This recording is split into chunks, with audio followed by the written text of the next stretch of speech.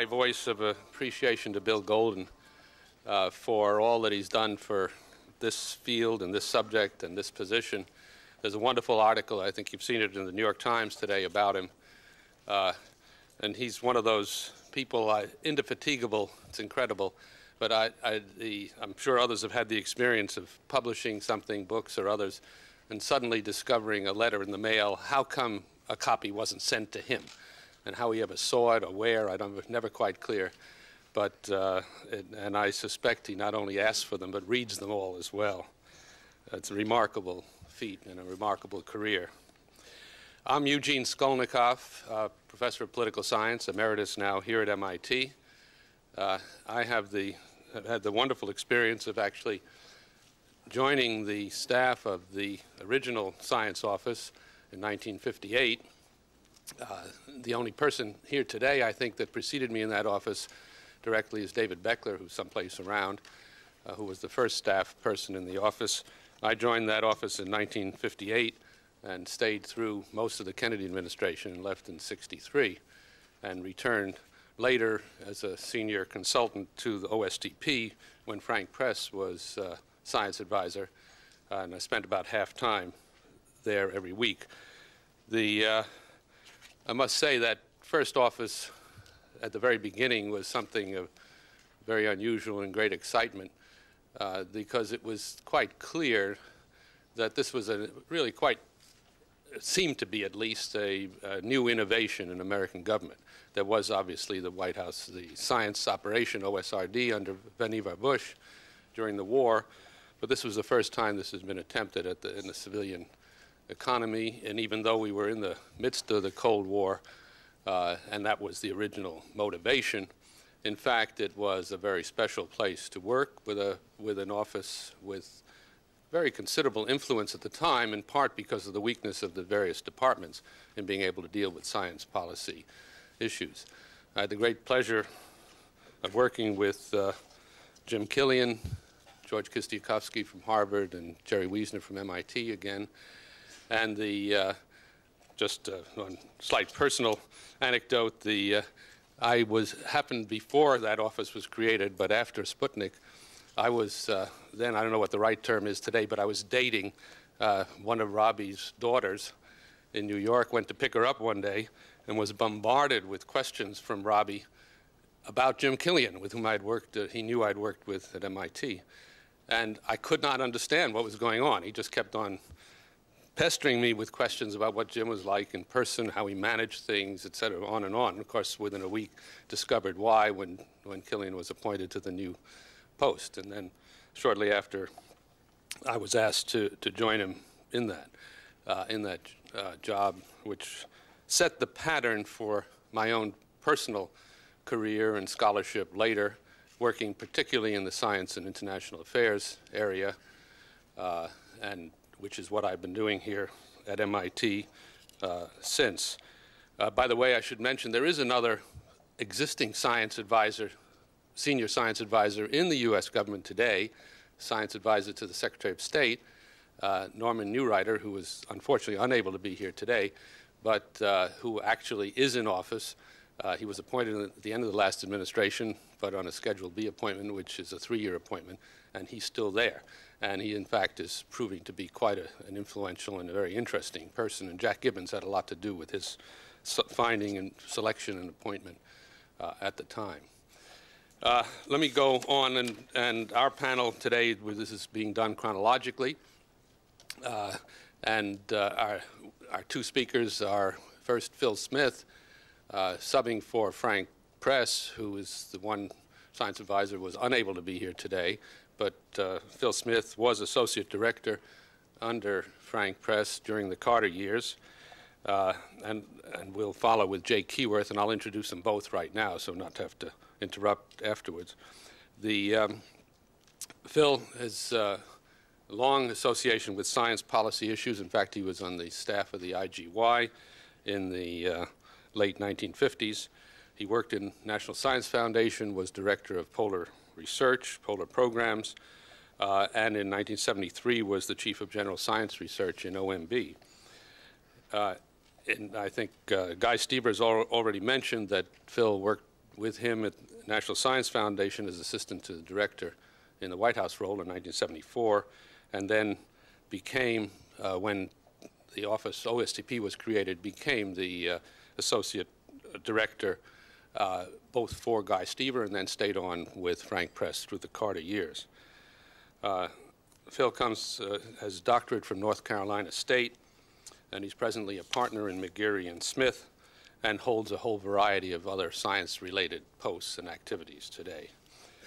Jay Keyworth followed after the Reagan administration started, was appointed in May 1981, so about roughly mid-month, so I guess there's still hope that we haven't reached the end of May in this administration, so that he also was in these terms a, quote, late appointment, unquote. And he was science advisor to President Reagan right through to January of 1986. Prior to his appointment in the White House, he was director of the physics division of Los Alamos, and he's presently chairman of the Progress and Freedom Foundation and of the firm that he started, the Keyworth Company, which are consultants to industry, particularly on innovation and strategic planning to cope with new technologies and emerging technologies. Dr. Keyworth comes from Boston, glad to say, but not from MIT. He studied at Yale and has a PhD from Duke. We'll start off with Phil. Phil.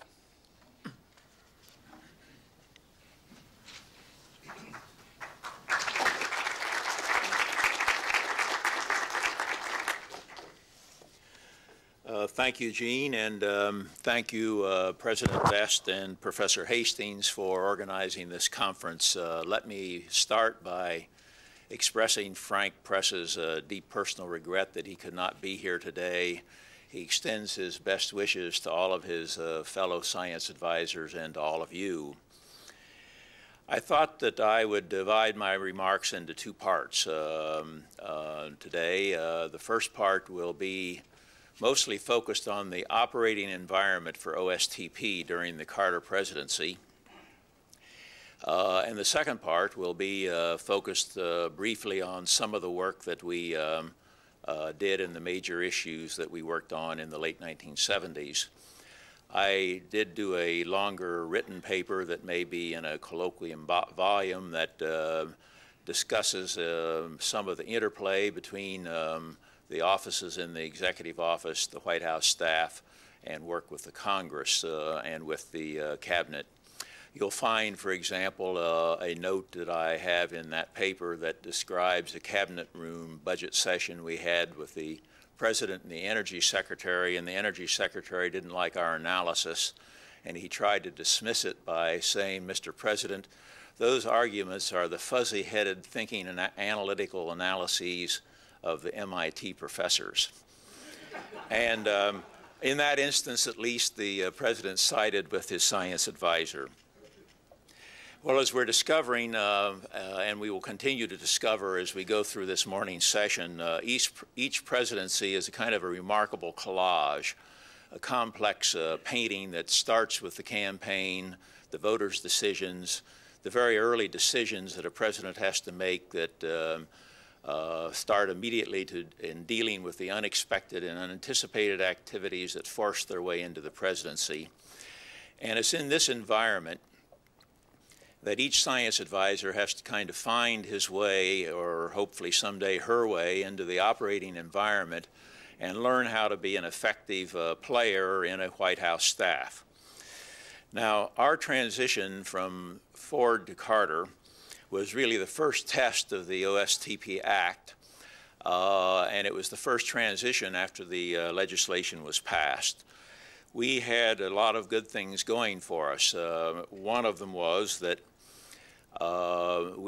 Frank was appointed very early, identified and actually appointed and confirmed. And so as a consequence, the whole participation in the machinery of the White House, the daily meeting in the Roosevelt room in the morning, meetings with the leaders of the other executive office groups like CEA, the economic advisors, OMB, and so forth, that all began to flow very early. President Carter had a personal interest in science and technology, as well as a deep understanding of the fact that science and technology is needed in a lot of decision making. So he would turn to us on technical and scientific questions, but he also would turn occasionally to us to ask a question that had to do more with his personal curiosity about science and engineering. And he would, sometimes embarrassingly so, he would stop a cabinet meeting, for example, to get into some issue of basic research with Frank that caused all the other advisors to wonder what in the world was going on at that moment. Now, in addition to the fact that we had early appointments, another important thing that was valuable was the access. A lot of the press and the science community only thinks about the access to the presidency. And in the old days, there used to be a kind of a measurement of how many times the science advisor saw the president. Access is very important, and Frank had good access along with the other senior advisors, and we got very fast turnaround on memos to the president, sometimes overnight. But equally important is the way in which the science advisor and his staff is able to begin to work with the other offices in the White House and bring technology and science advice together with the other kinds of advice, the economic advice, the financial and budgetary advice, that all has to be put together in what ultimately becomes a presidential decision. And so the early setup and the early operation helped us a great deal on that front. Another thing that was very important was that by the early appointment, Frank was able to participate in the selection of the R&D agency heads for most of the other R&D agency leaders of the Carter presidency. And that was very important. Now, President Carter decided that he did not want to have a science and technology committee. There was this committee that had been put in place for the 2-year period to study the idea of the future of the organization of science in the government and the feasibility of a permanent committee. But President Carter felt that there had been a proliferation of presidential committees, standing committees, and he wanted to trim down the total number. So as a consequence, we discharged the committee that just a matter of a year before I had helped set up in the Ford presidency. And we operated with ad hoc committees, many appointed by the president himself. Many panels we convened ourselves, and we also used the National Academy of Sciences on several quick turnaround studies. Now, the science community and many of the congressmen who had been involved in the setting up of the OSTP legislation were, of course, angry about the fact that we weren't going to have a committee. But the reality is that if the president does not want to use a piece of the OSTP legislation, it's counterproductive to try to use it. So we did not try to do that. There are on all presidencies unexpected events, some of which have science and technology components. In our period, we dealt with Mount St. Helens, the volcanic eruption, with the 3 Mile Island nuclear power plant accident, and with a mysterious light flash over the South Pacific that a satellite had picked up that could have been a nuclear explosion by a testing nation. In those issues and many other issues, the president turned immediately to the OSTP and to Frank and asked us to be the lead on working on those issues. Our staff numbered 32 only. We had a science advisor, 3 associate directors, Ben Huberman, who handled national security and had a dual appointment with the NSC staff, Gil Oman, who's now a vice president at the University of Michigan for health, who handled health and biomedical research, and I handled natural resources, energy, basic research, and university industry relations. The 4 of us had White House mess privileges, and for those of you who have not been there, you cannot appreciate the importance of the mess as an instrument of policy making. It is very important. Now, we had some problems with the Carter presidency, and it's long ago enough now that it can be talked about perhaps a little more analytically than Jack or Neal would be able to talk about the Clinton presidency. We had much strength, but we had some weaknesses. The first weakness was, as is in many presidencies, we had a number of people who were fiercely loyal to the president, who had been in the campaign. They were more loyal to the president than they were interested in governance. And they came in often, many of them were young. They had come out of small state government. Some of them actually were in the first jobs they ever had. They had been campaign workers and came to a job in the White House, and that was their first job. Some were ill-equipped. For example, the first director of White House personnel knew nothing about the structure of the government, what the mission of the agencies were. So this required a good deal of patience and tact to kind of nurture and tutor these people, somewhat reminiscent actually of something Jack faced in the early part of the Clinton administration. I remember going to a meeting with Jack in the EOB about 6 months in, and our combined ages were equal to the 8 other people in the room. The enduring weakness, however, was a serious weakness, and it affected us on many things we were working on, from setting up an international institute that I'll mention in a minute, to getting a structure in place to handle radioactive waste, which is still a problem. And that was that even though both houses of Congress were under Democratic control, President Carter and the Congress did not get along well with each other. And this lasted over the whole 4 years of the presidency. And so when we would go up to the Hill to talk to committees and staff, we would frequently find ourselves being pincushions for the first 5 or 10 minutes while people on the Hill were taking out their anger on the White House legislative staff on us. So you would sit there calmly and absorb that, and then you would get on with your business. Now, that unfortunately endured over the whole time. You have to understand that in part it was also a tension and a relationship that carried over from the Watergate period and the Nixon impoundment battles that he had with the Congress over the budget over a period of a couple or 3 years. So there was a great deal of hostility toward the imperial presidency that had been built up, and then when you had a president whose congressional relations were not as smooth as they should have been, it just sort of exacerbated the whole thing.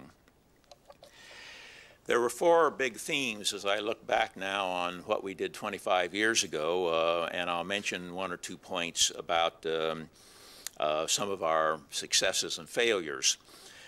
The first issue was that we focused a good deal of energy on increasing funding for basic research, not only for NIH and NSF, but for all the mission agencies of the government. The 2 forward budgets had turned around the decline that had begun in 1968. So we continued the buildup of basic research in the mission agencies. We continued a program that Guy had started in agriculture for a competitive grant program, and were frustrated there, as were many of our successors, because Congress was not enthusiastic about that program. We had great success in work we did with the Defense Department. Bill Perry was the Director of Defense Research and Engineering, and we started a lot of basic research activities, for example, in materials science, that directly led to the kind of stealth technologies that saw their deployment in the Gulf War. There were concerns about the decline in American industrial innovation. This was right after the bicentennial, and we were perceiving that Japan and the European countries and companies were rising. We organized an NSC-like review that involved all the cabinet officers of the government to review government policies on innovation. And out of that flowed a whole large list of administrative changes. For example, a number of changes in the Patent Office, a change in the ERISA Act that allowed pension funds to be invested in venture capital, clarification of antitrust policy, so that pre-competitive research could be undertaken. Some of these matters required continued support in the Reagan presidency, and I'm happy to say that Bruce Merrifield, Jordan Baruch's successor, he was the point man on this in Commerce for us. He carried on, Merrifield carried on, and there were things passed then in '81 and '82, such as the Bayh-Dole Act, that now we look back on as ancient history. We worked a great deal on the regulatory front and also on energy, science, and technology. By the late 70s, we had been 10 years into the regulatory and environmental regimes that had fallen into place in the late 1960s, and it was beginning to be apparent that the science base needed a check out and an improvement. There were a lot of areas where we were really just simply making regulations on the basis of inadequate understanding of science. So we put a lot of work in on that, had some cross-agency teams that looked at a framework for assessing carcinogen risk. We spent a lot of time, as I mentioned, on nuclear waste, a lot of time on diesel emissions, because that was a point when diesel emissions were coming into the fleet. A third area in which we put a lot of emphasis was on international matters. President Carter was interested in building up the capacity of developing nations in science and technology. Our biggest pay dirt success maybe of the Carter presidency was the mission Frank led to China of government leaders to set up the formal agreements that were signed by Deng Xiaoping and the president in 1979. When Frank was in China, he cautioned the vice premier that some of the students that studied in the United States would probably want to stay here. Without missing a beat, the vice premier said, "Dr. Press, we have plenty more." The fourth area that we worked on, we had one big defeat, I should mention, in the international area, and that was this organization that we Gene Skolnikoff worked very hard on, as did others, to set up something called the Institute for Scientific and Technical Cooperation, and it was to be an agency that would build infrastructure in developing countries in science. The Senate Appropriation Committee did not like the idea, and so it did not come to pass. We did get some part of it built into aid later on, but that I can tell you about at a coffee break if we want to. Let me make an observation or two in conclusion. One is that we benefited a lot in our time because of the work that had gone on with the prior science advisors and with people like Bill Baker, Cy Ramo, Saul Buxbaum. So there was a kind of a transitional, and it's typical of science and engineering in policy. There is a kind of a bipartisanship. To be sure, there's some partisanship, but by and large, there's a kind of a continuity. Several speakers have mentioned that. It carried on into the Reagan presidency. Art Bika was in the Reagan transition team, and I had known him when he was an officer in the Industrial Research Institute. So I worked a great deal over the first months of the Reagan presidency with him as I was exiting OSTP on passing forward the mantle, so to speak. The second interesting thing, and this is particularly it was very provocative comments by Ed point this up. The issues we worked on in that period of time, in many instances, are the same issues that are important now at the beginning of the 21st century, and somehow we still have this mismatch in our government between the longer horizons of scientists and engineers and the solutions required and the short horizons of the political process that makes for this rocky and erratic course that we go forward on anything like energy technology, where a slow, steady, sustaining course would probably be the course. Thank you very much.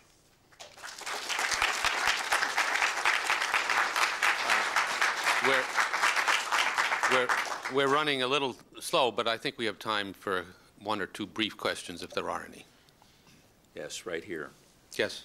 Yeah, if I could ask you specific about the nuclear waste issue.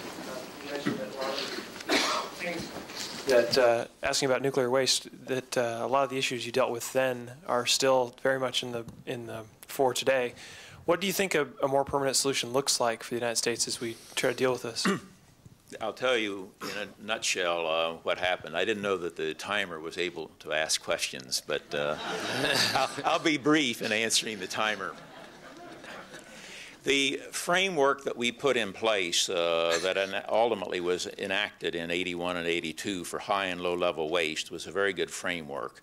It had all the right technical parameters. For example, going forward with the exploration of a number of geologic media, not just one. Confidence building with the state and local governments so that you began to get more confidence in the fact that the process would, in effect, lead to a publicly arrived at decision that included the public. What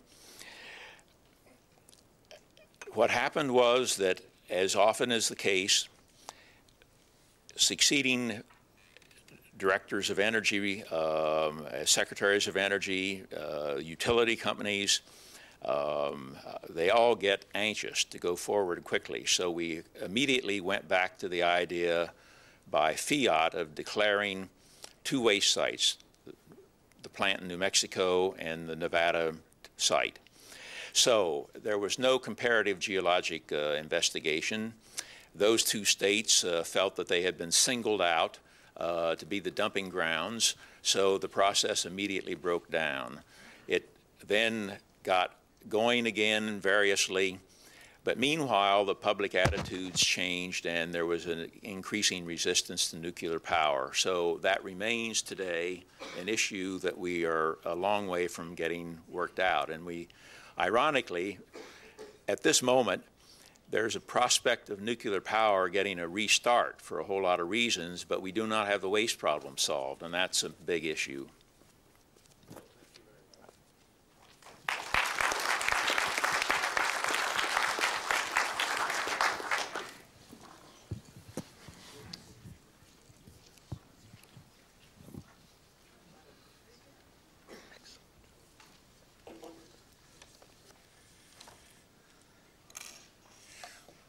Well, it's good of MIT and of the Sloan Foundation both to sponsor this symposium because clearly it is a timely topic. Now, the issue of just how science advice can be most effective to the White House remains a challenging one, probably not much less so than when the Congress first created OSTP 25 years ago. OSTP remains somewhat of an anomaly among executive offices, viewed by some White House staffers as an asset, but by some others as an imposition. How a consensus among these diverging views emerges, assuming it does, will have much to do with how the office will be able to function. And circumstances differ. Each of us has advised different presidents, at least at different times. Priorities varied, pressures were different, and personalities created very different relationships. In my comments today, I'm going to dwell somewhat, primarily in fact, on some of the actual relationships that developed during my tenure because they, in fact, were essential to how I was able to be effective. Now, I joined the Reagan administration just about now, in early May, 4 months after the inauguration and shortly after the assassination attempt. During the first few months, as well as during the transition planning, there had been a lot of debate over whether a science advisor was in fact needed. The opposition stemmed largely from the perception that OSTP was created to represent the scientific community, while White House staff was there, in fact, to serve the president. In other words, a number of the president's closest and trusted friends and advisors viewed a science advisor as somehow likely to be different from them and likely to come with an agenda that might differ from the president's.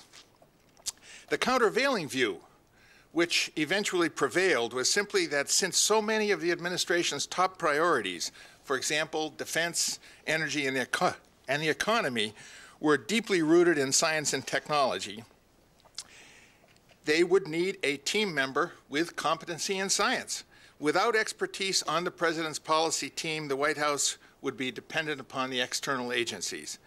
By the time I was invited to Washington as a candidate for science advisor, the debate was over and resolved, and I really felt welcome. Now, in its first term, the process of policy development in the Reagan administration was conducted in a somewhat more centrally organized manner than in some administrations, if not most. Edwin Meese, bearing the title of counselor to the President, coordinated all policy making, whether domestic, defense, or foreign. This wide-ranging power, along with Ed's real talent for the job and his uniquely close personal relationship with the President, led to him being referred to as Deputy President. One of the means Ed used to coordinate policy development was to hold meetings each evening in his office with leaders of each White House office involved in policy matters, including OMB, the crucial one, to discuss both tactical issues as well as strategic areas of opportunity. As a member, Ed Meese made it possible for me to early on develop a relationship with the President, as I will explain, and with the President's senior staff. Now, a President has, in fact, many assistants, but few bona fide advisors, and only he makes the distinction. My relationship with Ronald Reagan began with his light reference to me as his personal Merlin. Ed Meese was to play a major role in how I and OSTP were to move beyond that simple perception. In the summer of 1981, one of the Reagan children began to appear frequently in the press in apparent sympathy with a number of anti-nuclear activists. Worrying about her being exploited, the President turned to Ed Meese for advice. Ed suggested that I might help. The President then called me to ask if I'd mind coming over to talk about a personal matter. I did. Sensing that she would probably not react well to his own counsel, the President simply asked me if I would go out to California and talk with her. And I did. And that became the first step in developing a relationship with the President. Now, just a few weeks later, the President called unexpectedly, also, I'm sure at Ed Meese's suggestion, on a Saturday morning, and asked if I'd mind coming over to discuss an issue that he was pondering. He put the question quite simply. A lot of good people were suggesting to him that we commit $100 billion or lots more to this new technology called stealth. And he needed to know some basics before going along with that. In particular, he asked me, does it work? And if so, will it continue to do so? Now, this was a turning point for me because I started to give an answer. But I suddenly realized that this wasn't exactly the kind of scientific dialogue I was used to at Los Alamos. You see, here there would be no opportunity to revise my first estimate. Fortunately, I deferred an answer until I could be more confident.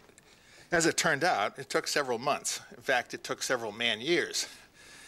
As a result of that simple question as to the viability of stealth and the challenge that responding to it entailed, we were able to develop within OSTP some substantial expertise in some of the more arcane and more sensitively classified areas of defense technology.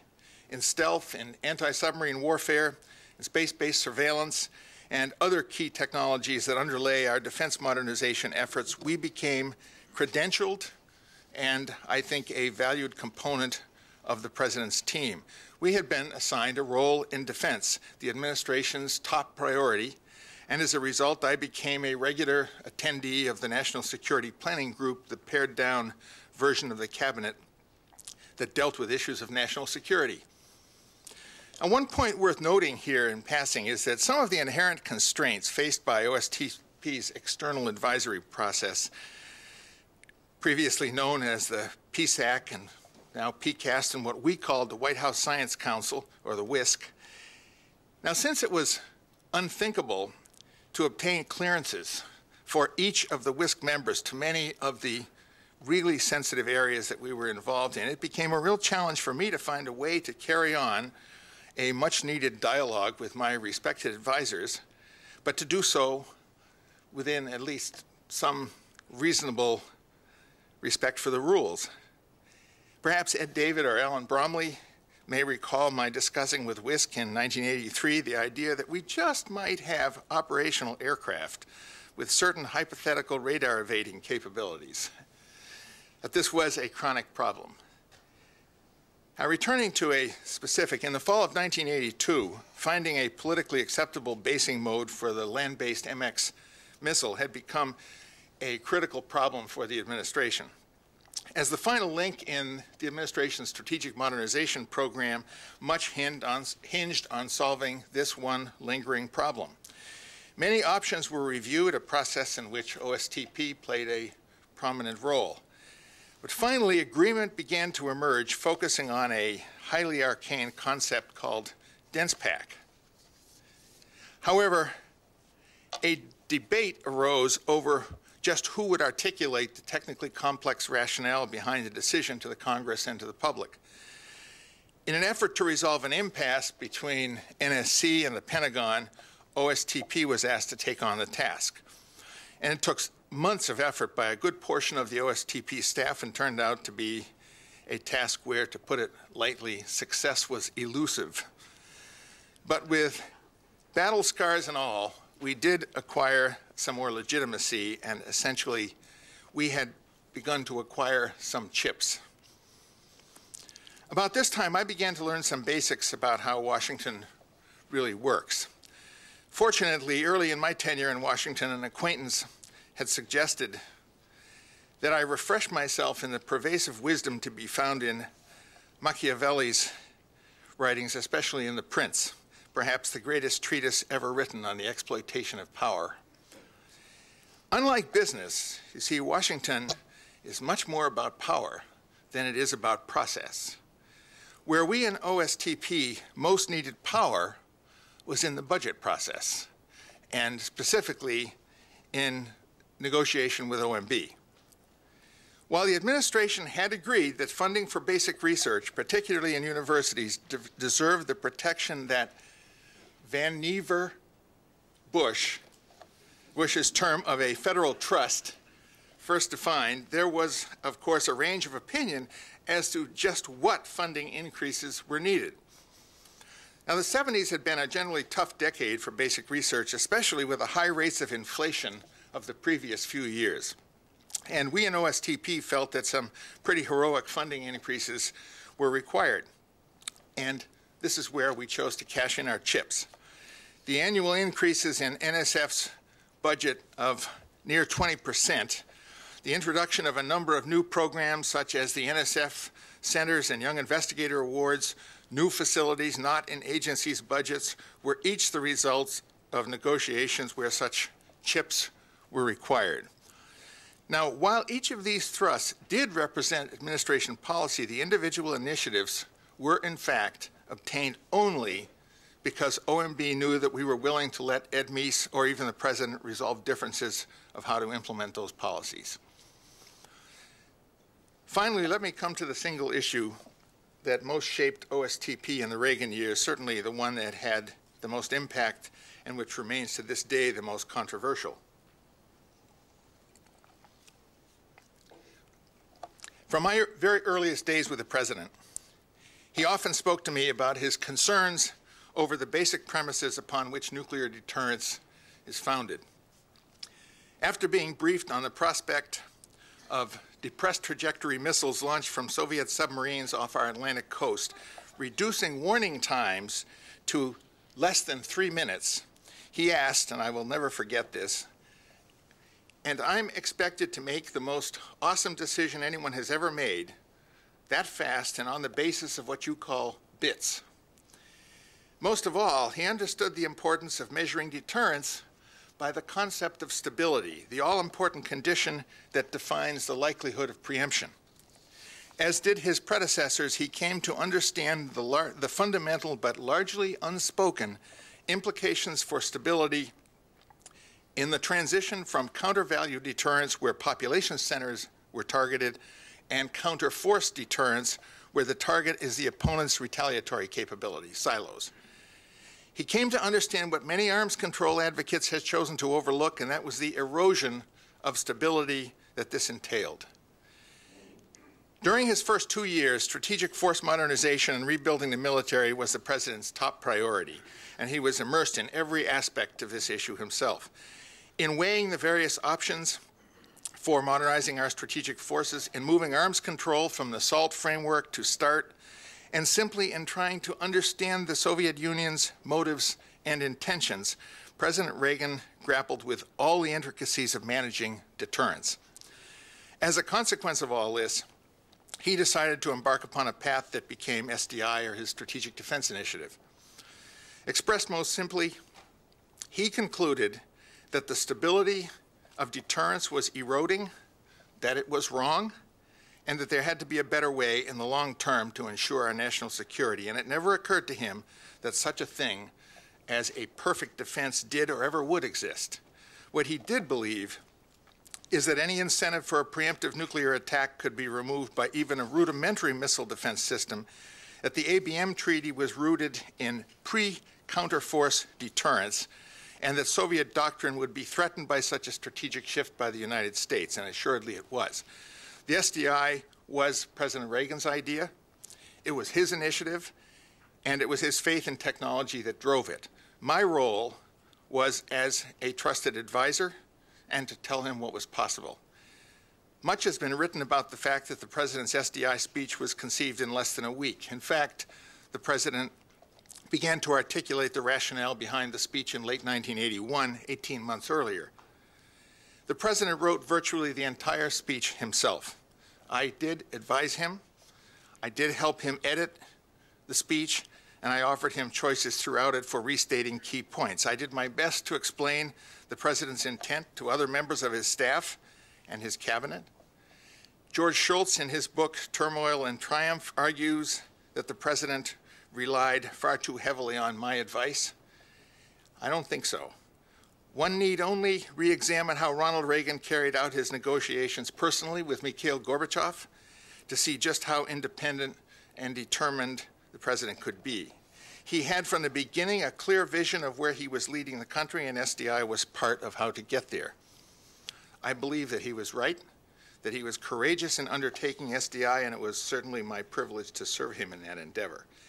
But he and he alone made the estimates of the risks and benefits, and he never wavered. From that point on, though, I did become, no question, a single-issue science advisor. Those were my orders. The President asked me to be his spokesman on SDI, and in particular, while the diplomatic processes were trying to position SDI as a pawn in arms control, I was traveling the world carrying the President's message that SDI was never and would never be open for negotiation. Only much later at Reykjavik was his commitment to SDI established beyond doubt. Now, as you think of how things should be with science advice, I suspect that these experiences are not quite irrelevant. Thank you.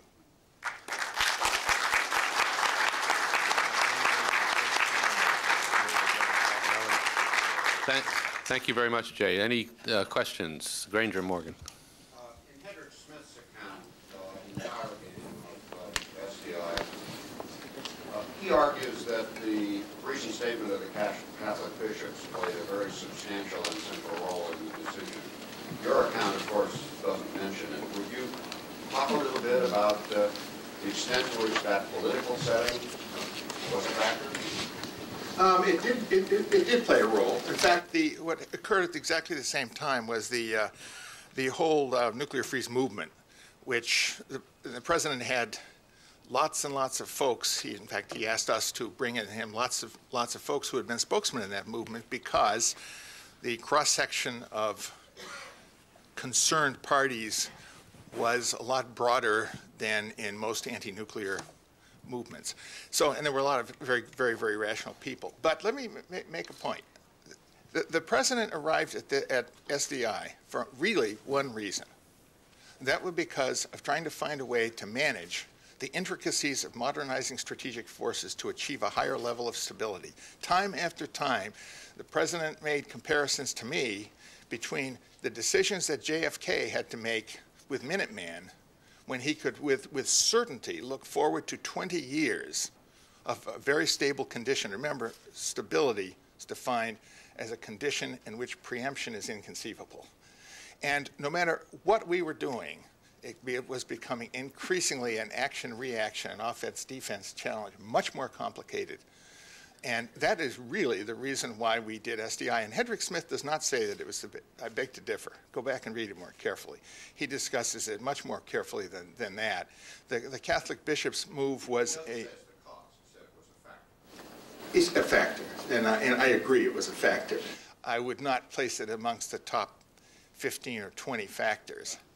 I would say that if you go back and look, for example, if you go back and look at a visit that the president took before he was president to, I think in 1978 or 1979, to the command and control system in Colorado, and beginning to really discover the window that one has to make a retaliatory decision. If you really want to go back to the first factor that affected him, I think that's where it came from. I'm afraid this is a topic which we could go on for a very long time. Jay, thank you very much.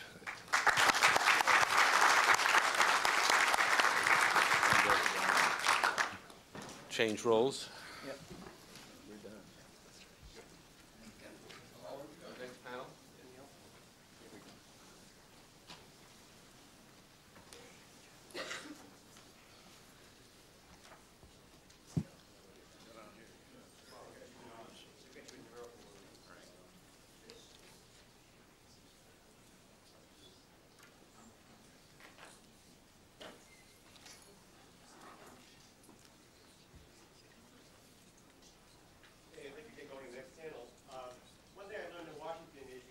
An opportunity to miss an open mic, which of course I don't have one, because you never know when the next one's going to appear.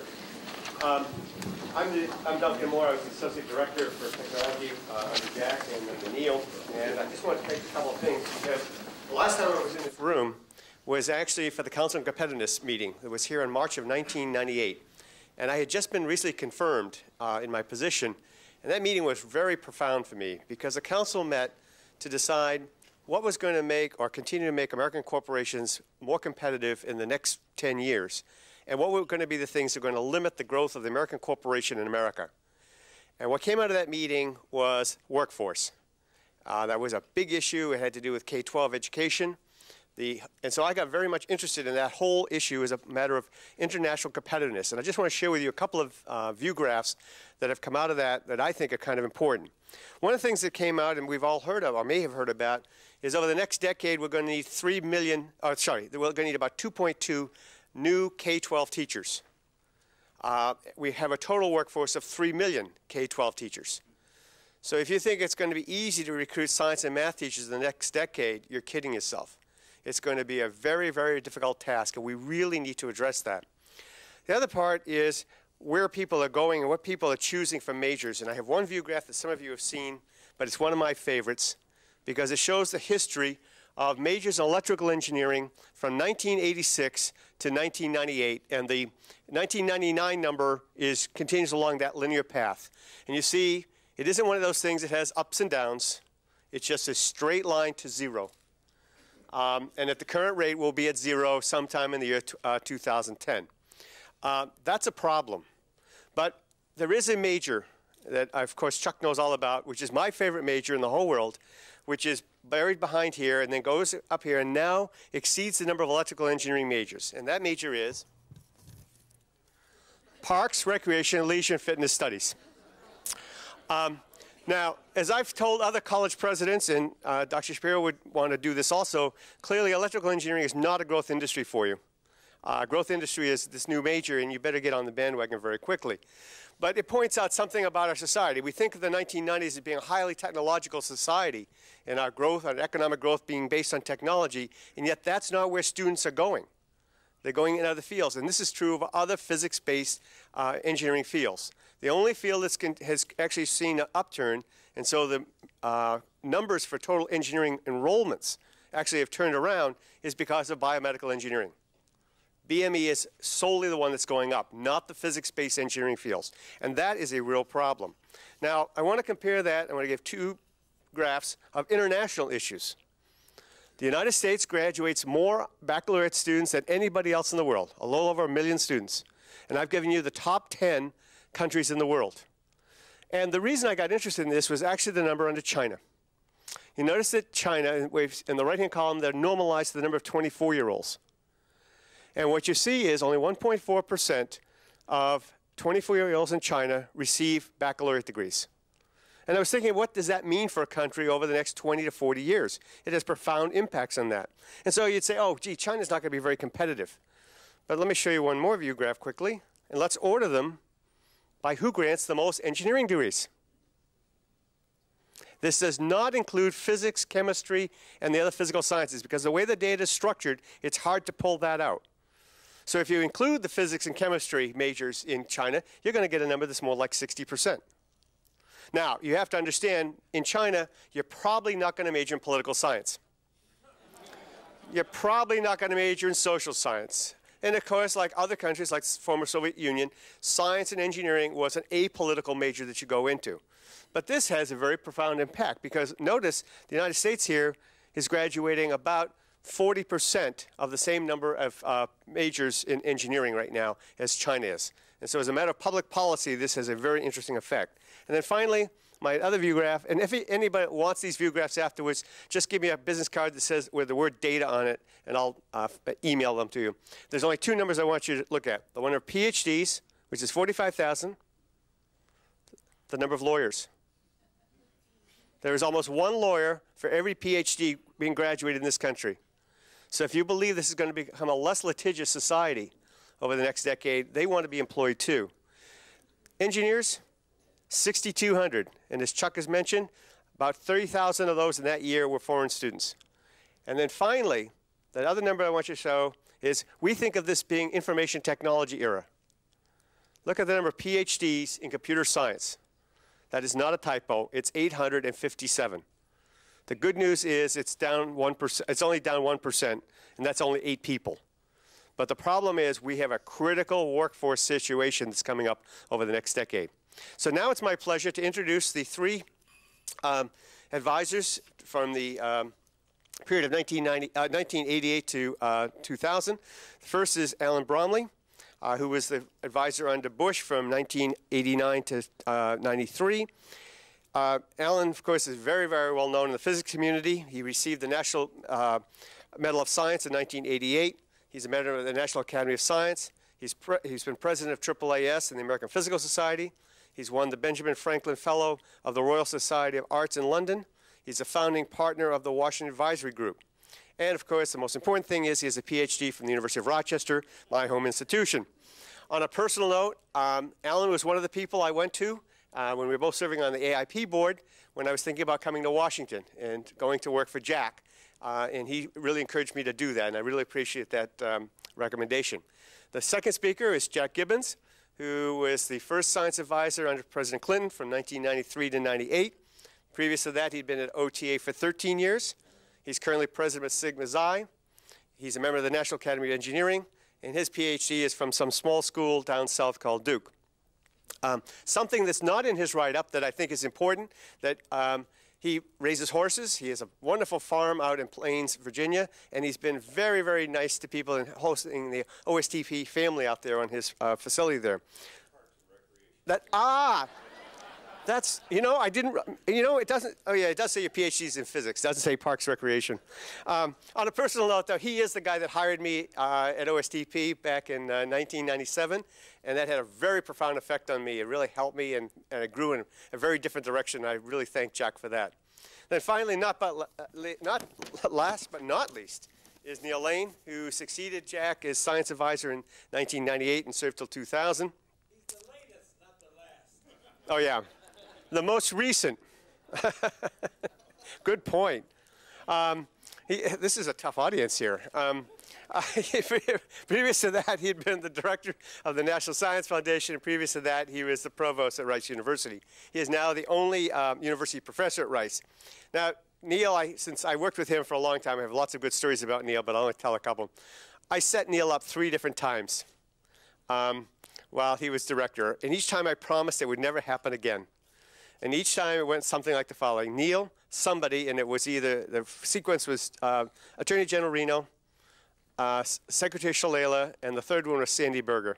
And each time I said to him, okay, you start your speech, and they will be here when your speech finishes, and the last words are for you to introduce them. So he starts the speech with the person not in the audience. And every time, they weren't there. And he had to go into a song and dance routine to fill out the material. And each time I apologized to him, it wouldn't happen again, and I guess it can't happen again now. So Neal is a wonderful person. So Allan?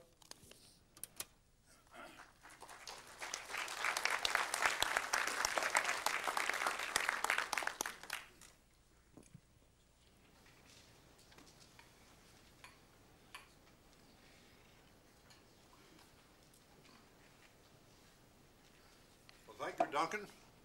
And it is a great pleasure to have this opportunity to see so many old friends and colleagues. And I would, on all of our behalf, add my thanks to Chuck Vest and Dan Hastings for putting together this celebration of the 25th anniversary of the OSTP founding. Now,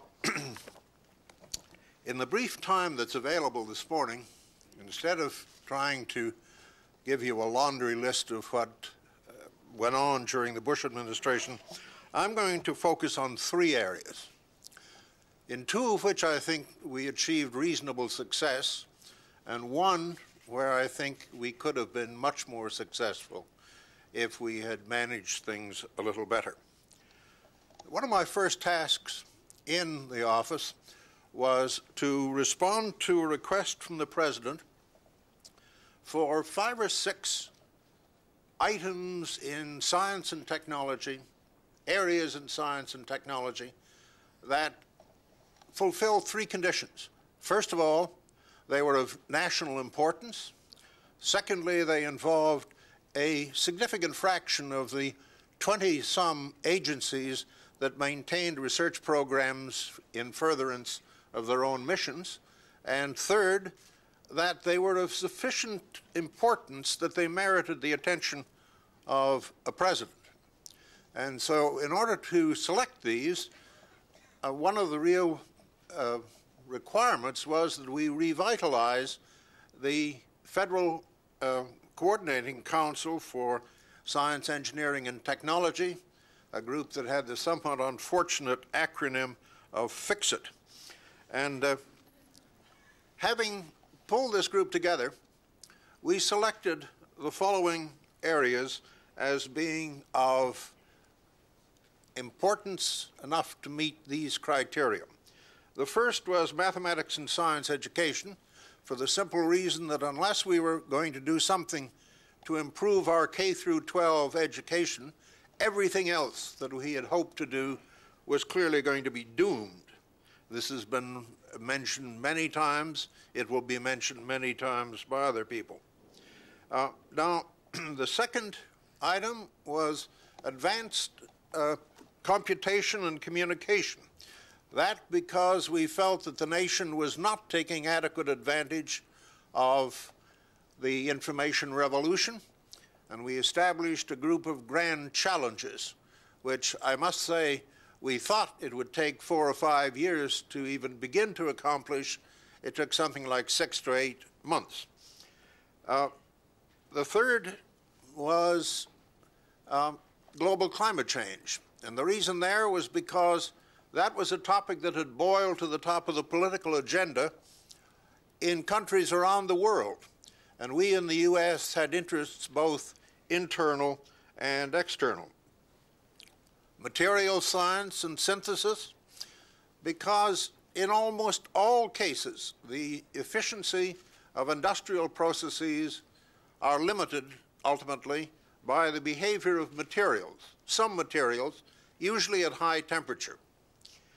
Then biotechnology, because biotechnology is uniquely an American technology, reflecting the fruits of 40 years of generous funding of fundamental biology in the nation's universities, the research universities, and a field that holds high promise, not only in health, where it's been focused thus far, but also in agriculture and eventually in manufacturing.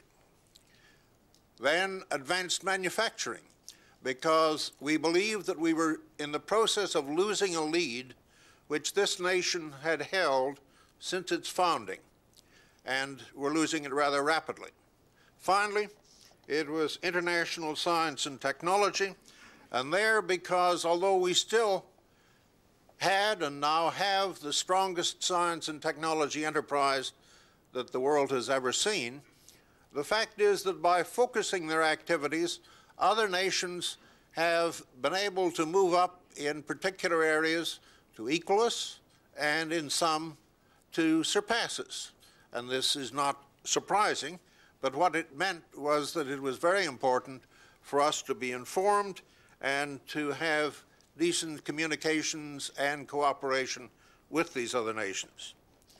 Now, in each of these areas, under the fixed guidance, we pulled together representatives from all the involved agencies. They elected their own chairman in each case, and in following several months, first of all, they made an inventory of what the government was doing in all of these areas, and in every case, we were astonished to find that the government was doing vastly more than anyone had previously recognized. Secondly, they produced a budget for the coming year, and in less detail, a budget for each of the 5 out years. This took an enormous amount of work. It involved something over 2,000 federal scientists and technologists. A rather amazing transformation took place during this process. In the beginning, everyone was very wary, and there was a lot of secrecy, and agency representatives kept their papers very close to their chest. But after a few months, we found that, in fact, we were getting much more communication, much more cooperation, and much more trust. Beyond that, each of the representatives was extremely loath to see their agency appear in a bad light among its peers, and they were very much taken by the fact that they, as individuals, were participating in developing programs for the nation in areas of major importance. Now, once these committees had agreed on the various roles that various agencies would play in these presidential initiatives, as they came to be called, OMB, working with OSTP, froze all the funds. And that was simply because we didn't want agency people to request funding for the presidential initiatives and then move them somewhere else. It's not that we didn't trust them, we just understood a perfectly human reaction. Now, one very key point, whenever the recommendations of a fix-it committee disagreed with the recommendations of an agency head or a department secretary, there was no question the agency head and the department secretary had the last word. And because we emphasized that from the very start, the question never arose during our 4 years. Now, each year, each of these committees produced a booklet, well illustrated, that was an appendix to the President's submission, budget submission to the Congress. And we found out after the fact that these booklets had been translated into at least 10 languages because the parent governments had decided that these were models for how a federal government should develop programs for science and technology. In effect, then, the Bush administration had a 2-tier budget structure program. First of all, there were a limited number, some 5 or 6, programs that were presidential initiatives where the agency participation was very highly coordinated. For the rest of the agency's portfolio, it was, as always, built from the bottom up on the basis of proposals submitted from across the nation.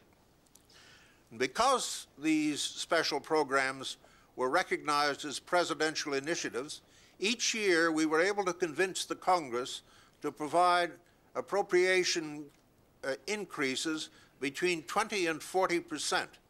And in consequence, of course, we were able to move these fields forward in rather striking fashion.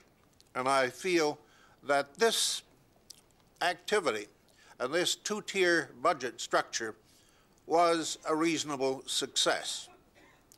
Next item I want to turn to is that of technology. From the outset, from the very first, when I arranged to have one of our associate directors appointed for industrial technology, I was trying to send out two messages. First of all, that the Bush administration wished to cooperate with the private sector in the development of generic or enabling technologies, and secondly, that the Bush administration was interested in improving the rather unhappy relationships that sometimes exist between the federal government and the private sector. As one of our first tasks, we undertook to try and find out exactly what the U.S. technology policy was. And so in November of 1990, we published the first ever statement of U.S. technology policy. It's interesting to note that it took us about a month to prepare that statement and 9 months to get it through the legal thicket before it could be signed off by the President and published. Obviously, it involved technology, but perhaps even more important, it involved the other components that are important in a technology policy. That involves taxation, regulation, the availability of capital, the availability of an adequately skilled workforce, appropriate intellectual property protection, and communication channels with other nations. And I must say here that I just want to pay tribute again to Bill Golden, with whose help we put together the Carnegie Group.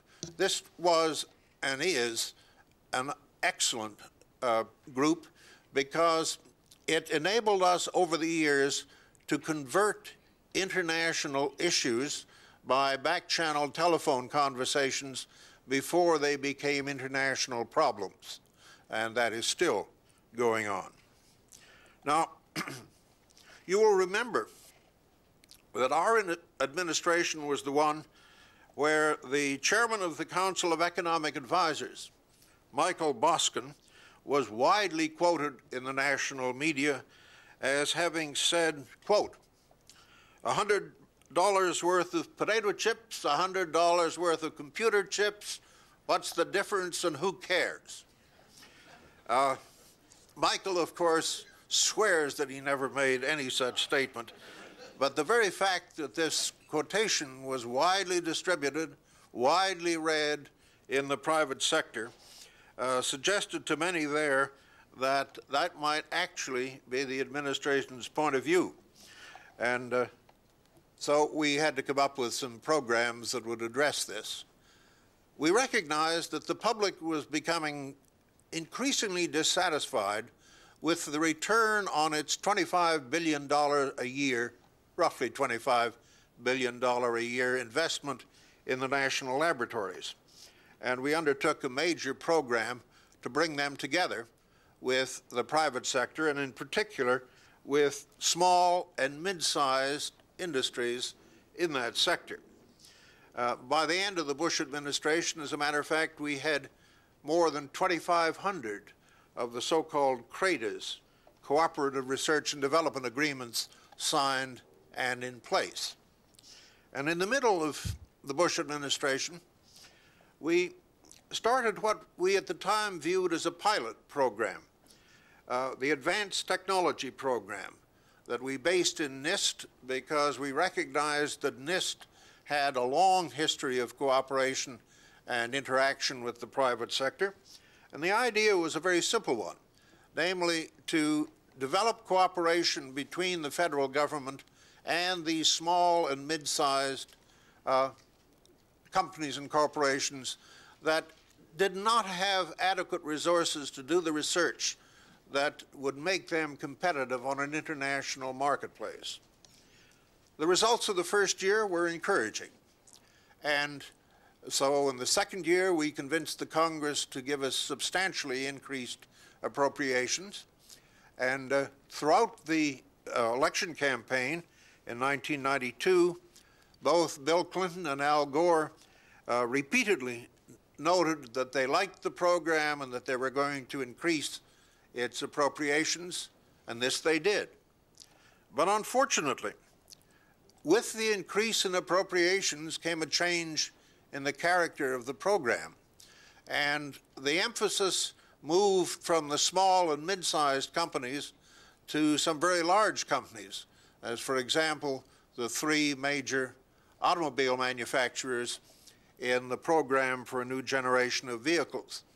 And perhaps not surprisingly, this convinced members of Congress to label this program as corporate welfare, on the assumption that such corporations, these large corporations, should have been expected to do the necessary research using their own resources. And because of this corporate welfare label, which I think was unfair and only slightly reasonable, the funding for the Advanced Technology Program dropped significantly in the latter Clinton years, and unhappily in the George W. budget, which has just recently been released, funding for ATP has been terminated completely. And I happen to believe that in its initial form, this was a very important program and one that would still have major benefits for the nation and is worth considering again. Lastly, let me turn to the President's Council of Advisors on Science and Technology. That council was the first in something like 30 years that reported directly to the President. It was part of a promise that George H.W. had made in October prior to the election, where he said that he was going to do two things. He was going to raise the science advisor position to that of assistant to the President, and he was going to appoint a council of private citizens that would report directly to him and advise him. Now, as I mentioned earlier, it took us 9 months to get the technology policy out, but we had noted that Eisenhower, 9 days after he formed PSAC, had held its first meeting. And so we figured, well, it can't take that long, but it did. It took, in fact, 9 months between the time we started and we were able to get all of our members cleared and in place so that we could hold our first meeting of the Bush PCAST at Camp David as the guest of George and Barbara Bush. Now, the fact that the President met regularly with PCAST in its monthly meetings,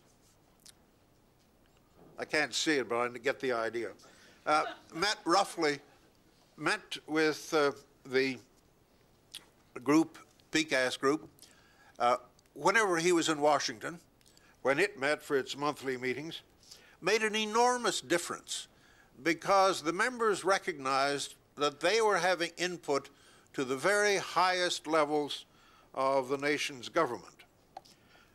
When the members had first been appointed, we had asked them to be prepared to devote 1 week per month to PCAST activity.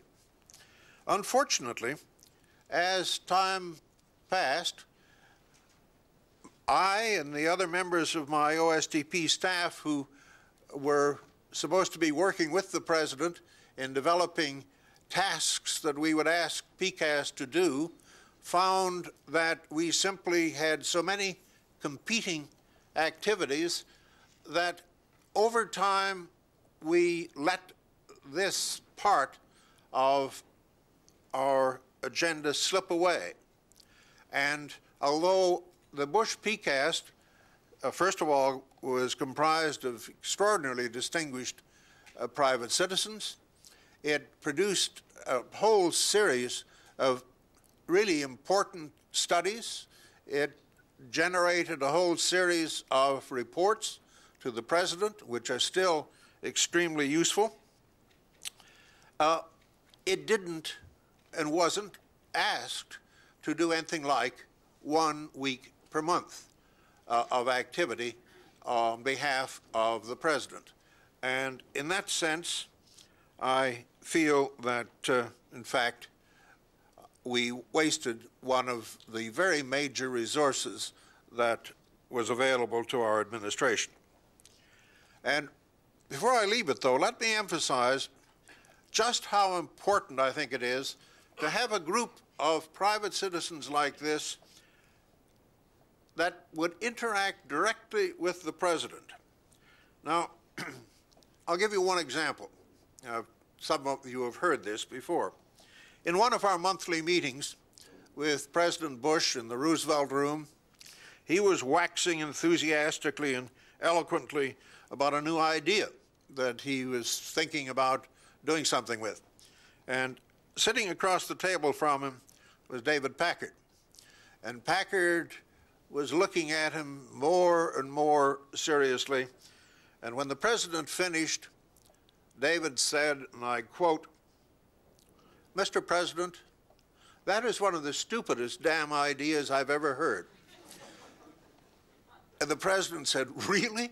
And the idea disappeared, never heard from again. And it was really vital that we had people of the stature and competence and confidence to say something like that to the President of the United States, because, believe me, he rarely hears that sort of thing otherwise. Now, the typical time constant of OSTP is something like 15 minutes, and under the pressure of responding to issues as they flash through the transom, you frequently find that you and your colleagues forget the real reason you're there and the major goals for the administration and for the President. And so it is vitally important that on a regular basis, in our case it was once a month, we simply got out of Washington altogether and spent a day reminding ourselves what those goals were and what we should be doing about them. Now, let me conclude then by noting, and I have obviously a major conflict of interest, that I believe that OSTP can and should play a vitally important role in the central administration of this nation. More and more of the decisions of consequence in this nation involve substantial science and technology components, and it is important not only to inject the science and technology where it's needed, but also to recognize where decisions are potentially being made that can have a huge impact on science and technology that are not recognized because those involved in the decision-making simply don't understand that particular issue. I was delighted to have the opportunity a month or so ago to work with Ed David to track down and kill a rumor that was then current that the new administration was going to kill OSTP. And ultimately, I have to emphasize, we succeeded, I believe. Ultimately, the success of the OSTP director depends, first of all, and to a huge degree, on the personal relationship between him or her and the President.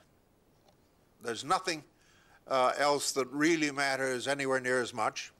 And secondly, vitally important, is the relationship with the director of OMB, because we were able to work out a relationship so that our staffs worked together throughout the year so that there were no surprises. At the end of the year, all the agencies involved got together in a room like this and made a joint presentation of their programs to OMB so that everybody heard what everybody else was doing in the case of the presidential initiatives. Unfortunately, in only one instance were able to make this work in the Congress, where we could bring congressional committees and subcommittees together to hear the whole program simultaneously. I think that's a goal that we need to follow up and work toward. Everybody in the Congress, and we had several meetings in the White House relating to this, everyone said, that's a great idea, because we had these finely tuned programs, and when they went up to the Congress, they got taken apart, and the pieces were delivered to the dozen or so committees and subcommittees that had jurisdiction. Unfortunately, although everyone agreed that that was a damn silly way to handle the congressional oversight, whenever we asked them, okay, who's going to volunteer to give up the first piece of turf, there was a deadly silence, and then all the members of the Congress decided they had other business back on the Hill. So thank you, ladies and gentlemen, and again, thank you to MIT for making this meeting possible. Assess the influence that report, the panel activity in the report had on policy. Whether you think that's kind of a reasonable approach to infusing the policy process with information. That first report was a follow-up on our issuance of a technology policy, and Bill Phillips, my associate director, and a number of our staff worked very hard to pull that together. It was done with a high-level, largely industrial group of advisors, and it, I think, played a very important role in focusing our attention and the intention of the administration on a series of technologies, some of which were obvious, but some of which were not, and where we were slipping behind in the international competitive race, areas that could be of real importance to the nation. So that was the first one. The second one was made by a totally different group, and it focused on our relative status as compared to activity in other nations. It also was extremely useful. Out of those discussions came the idea that what we really needed was an internal advisory committee that has been talked about earlier this morning. The RAND Corporation was the successful bidder when it went out for a bid. And, well, I have to be very careful what I say about this.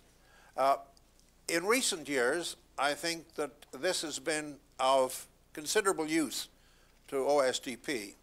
But in its earliest incarnation, the RAND Corporation looked on it as a channel whereby it could really get into the White House and become a big-time White House advisory group. And so the relationship between it and OSTP was not as effective as any of us had hoped.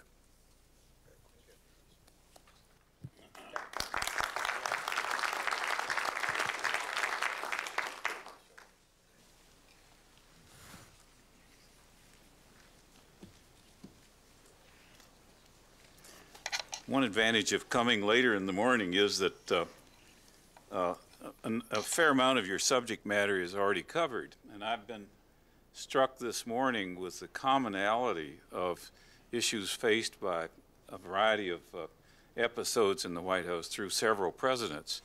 But sometimes repetition has its own merit. So I may sound redundant, but I hope that's only meant to be able to underscore the commonality of our experiences. I had the good fortune of having worked in government up on the Hill in a bipartisan office, the OTA, for a number of years before I was asked to join the administration. I had served for a year and a half in the Nixon years in energy matters, but this was a different job. And so I was able to come into government, into the White House, early in the first days of the new administration and had the advantage of being able to help in the identification of key people for technical positions all around the government. So I had a unique advantage that was not shared by most of the other folks you've listened to today.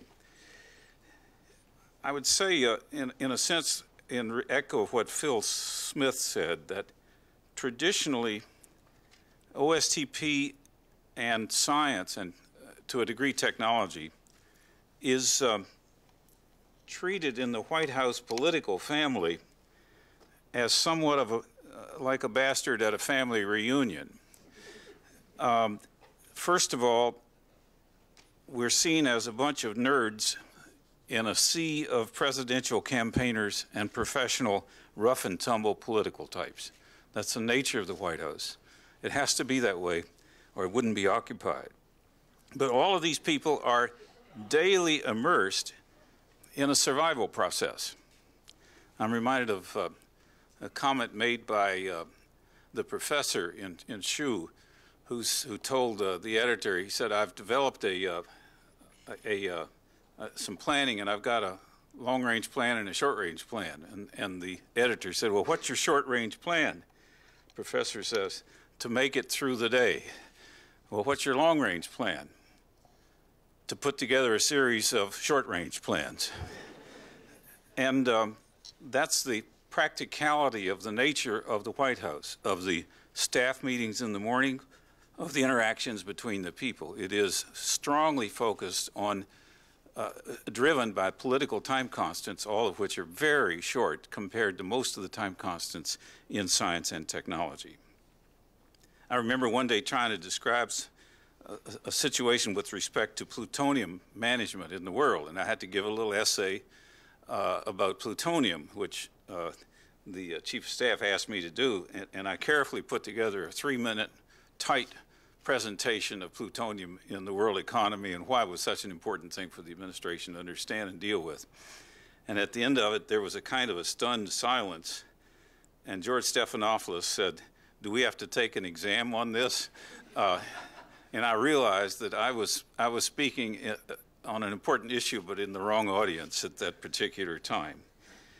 The other feature of science in the White House is that it is competing with embedded White House power centers that are very zealous of their authority and of their control of power. It's, again, the nature of the place, but it's one that one has to understand that while you must develop relationships with these other centers, they will be very zealous of anything that is perceived to begin to impinge on their traditional freedoms, authorities, and responsibilities. And thirdly, about the OSTP, and incidentally, I'm going to try to focus on OSTP as against the Assistant to the President for Science and Technology, which is a somewhat different job, is that the OSTP is the result of a congressional act. It's subject to its own separate appropriations under HUD-VA and independent agencies. It's not even listed in the phone book as part of the executive offices of the President. So there's, in a sense, an advantage of being there by act of Congress, but also that puts you outside the otherwise tightly knit family within the White House. So the Assistant to the President, in the case of science and technology, is the only one of all of the assistants to the President that's also presidentially nominated, Senate confirmed, and therefore responsible to go to the Congress and testify on a number of issues.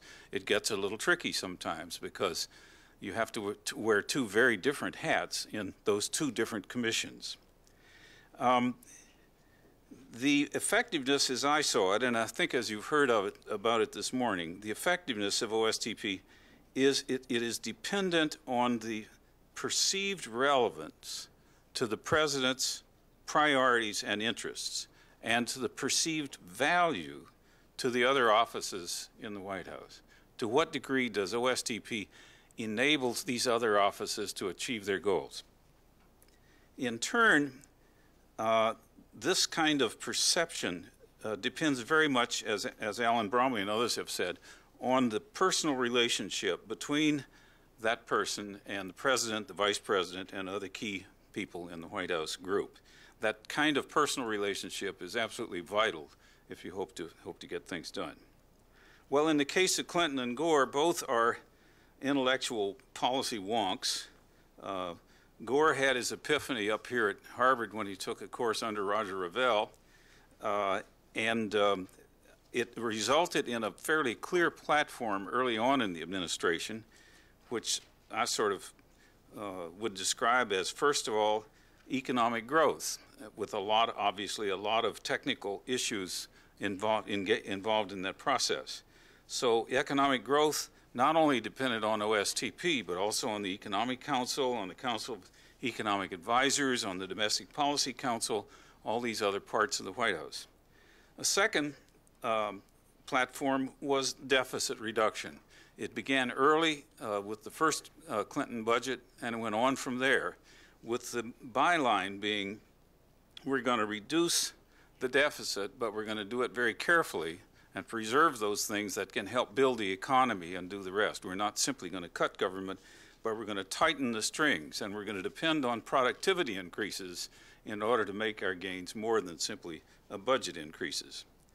The third area was health, and the concern about a national health insurance plan and other things obviously occupied maybe not enough of the administration's time, but it was an early focus, national health being as important as education and other things that underscore our viability. Fourth was comprehensive approaches to environmental issues. For instance, tackling not just the salmon issues in the Northwest or endangered species or lakes or power, but the whole of the Northwest region as an environmental system that needed to be approached comprehensively. The same for the Mississippi River, the hypoxia in the Gulf, and the upper Mississippi water runoff from fertilizer. The same for Florida and the subterranean water flow down the southern Florida.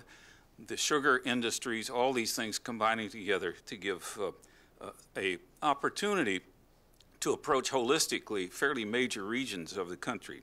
That in turn called for a lot of coalescing of capabilities that lay embedded around in different agencies of the government. Well, to work on this, we set up our OSTP very similar to what our predecessors were. One of the big advantages of this legislation was it creates four presidentially nominated Senate-confirmed assistant directors, much to the, I think, to the envy of many other of the White House offices. And we divided our world into four parts: science, which included education and agriculture and health; technology, which included information technology and industrial activities; environment, which included the full range of environmental issues; and then finally one in national security and international affairs. Very similar sounding to what you heard in some of the other incarnations of OSTP. Incidentally, today we have Carrie Ann Jones here. Is she still here? Carrie Ann, are you here? Oh, there she is over in the corner, who was our Assistant Director for National Security and International Affairs.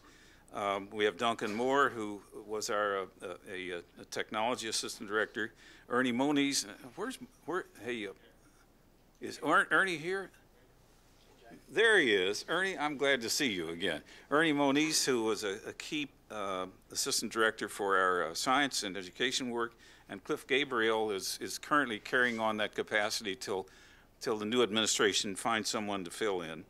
And Rosina Bierbaum, who is also carrying on down there still in a sort of a holdover capacity till someone comes in to replace her, hopefully soon. Well, to achieve these various sort of overarching goals, science and technology was seen and stipulated as being highly relevant, if not essential, for the achieving of all of these goals. A cross-cutting enabling capability rather than a goal in itself, and that was an important distinction. It served the overarching goals rather than being identified as one. And that brought up and emphasized the notion of networking and partnerships as a mechanism for getting our work done and enabling us to assist. Networking in the White House meant that we did, and I think Phil Smith pointed out, the importance of being over at the mess. Didn't you mention that, Phil? Importance of being at the mess, because that's where you interact with the other people within the White House complex. Very important. Proximity.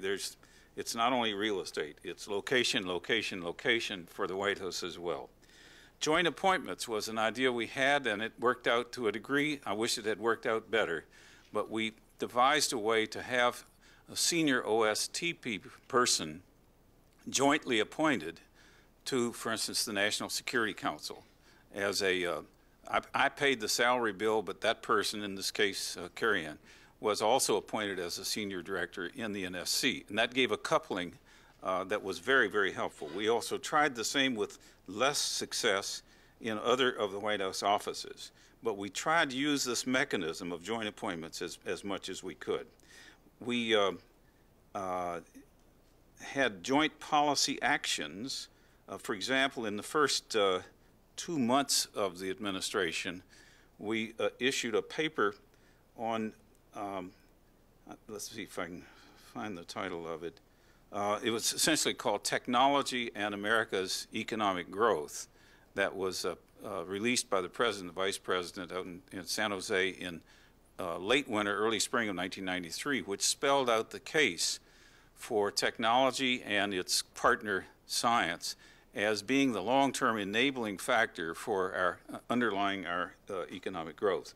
We also issued budget guidance to the agencies, to executive agencies, through a joint letter published in the spring, signed by both the director of OMB and myself, giving explicit guidance to the agencies in terms of science and technology priorities. So joint policy actions were an outward and visible sign of internal attempts to link these offices together in a productive way.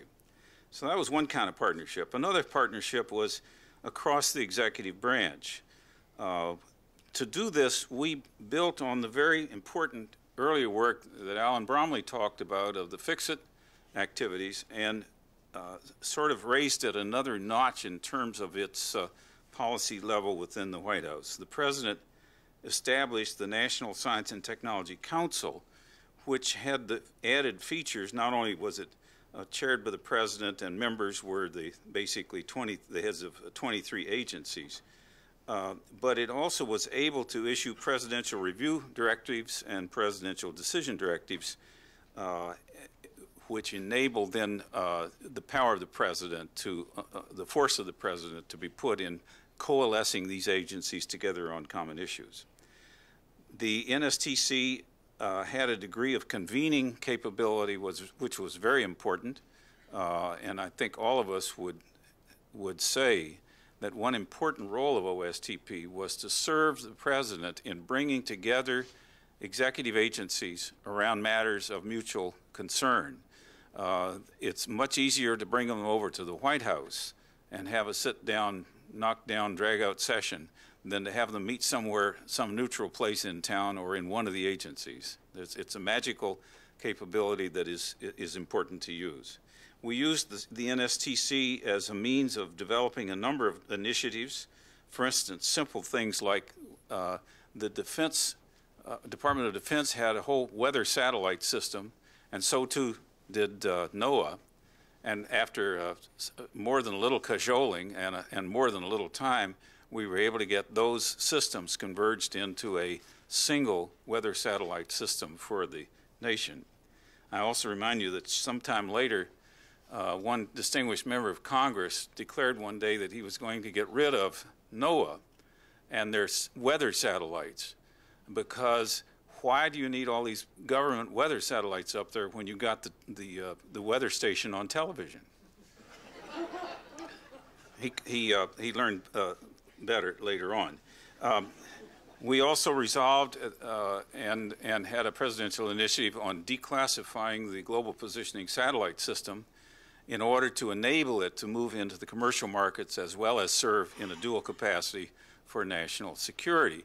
This was a very important development, and it took a coalescing of defense, state, commerce, CIA, and I'm not sure who all else, but you can see the kind of White House convening that had to take place to enable this to move forward. We developed in this case, it took 2 full years to develop an initiative on biomass research and utilization, because we had to coalesce, would you believe it, the Department of Agriculture and the Department of Energy into a single working group. And I have 2 minutes, is that right? And time is an essential element in bringing people together, but we were pleased that we were able to do that. We resolved a bunch of conflicts between agencies on policy decisions and on declarations of regulations. Dioxin, MTBE, mercury, lead, particulate matter in the air, all of these took a convening at the White House of different agencies that were stakeholders in these issues to resolve the differences between the agencies before they came to announce the results. We had to approve the launch of the Cassini space probe to Saturn because it contained a lot of plutonium-238, and it was going to go swinging around Venus and back around the Earth twice and on out to the outer system. And there were a lot of people personally lobbying the president on this, and it turned out it was my job to make the decision on that launch or to refer it to the president. And in this case, it was very clear to me that I needed to make that decision and not try to lay that one on the president.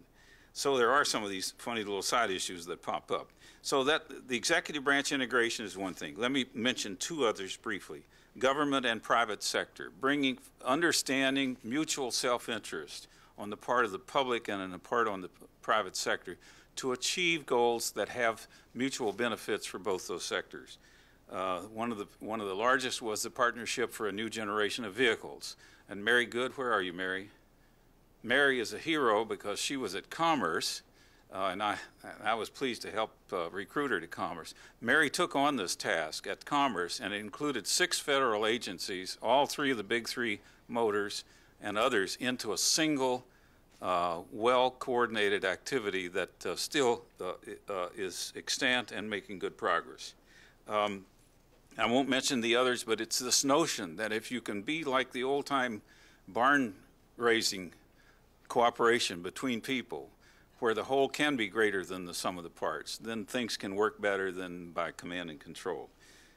International partnerships, the shaping of the space station, inherited from the Cold War and transformed to an international venture, the largest peacetime international technology venture in history, was an early activity of the administration. And Chuck Vest, are you here, Chuck? Bless his heart, he agreed to chair this meeting. And I'll never forget, we had to do it quickly. And Chuck conceived of bringing the Russians in and doing all sorts of things. And at the end, writing this report up, Chuck spent the entire night and saw the next morning while he was helping write this report. I think it was the first time he had done that since he'd been a graduate student. But you were a hero, Chuck. Changing the high-energy physics situation from the disaster of the SSC, the superconducting super collider, into a time in which we realized we needed to join the international effort in particle physics and become much more an active partner over at CERN. The global climate change issue, we carried on from where Allan had taken it, and we believe it is still moving forward.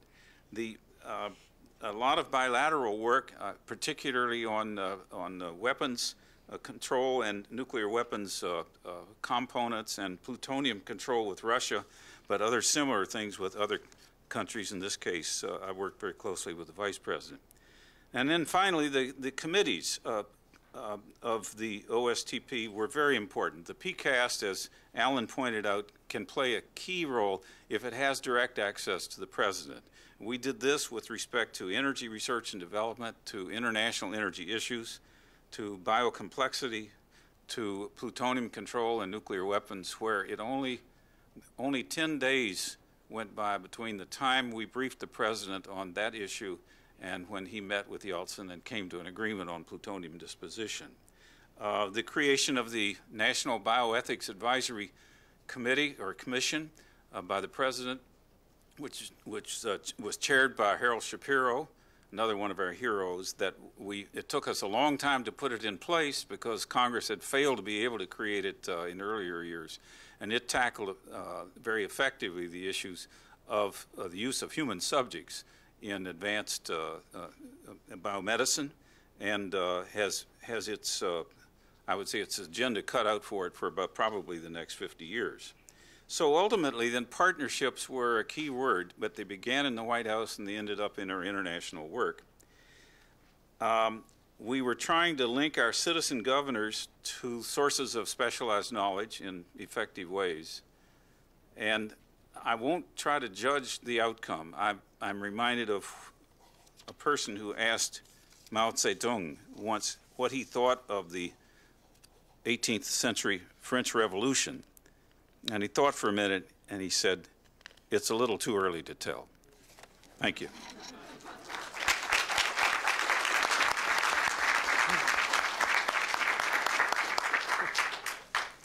Well, I guess let's go on to Neal. And okay. Maybe all right. No, I'm sorry. No, I'm just no.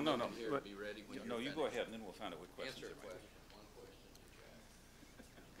question. Go ahead.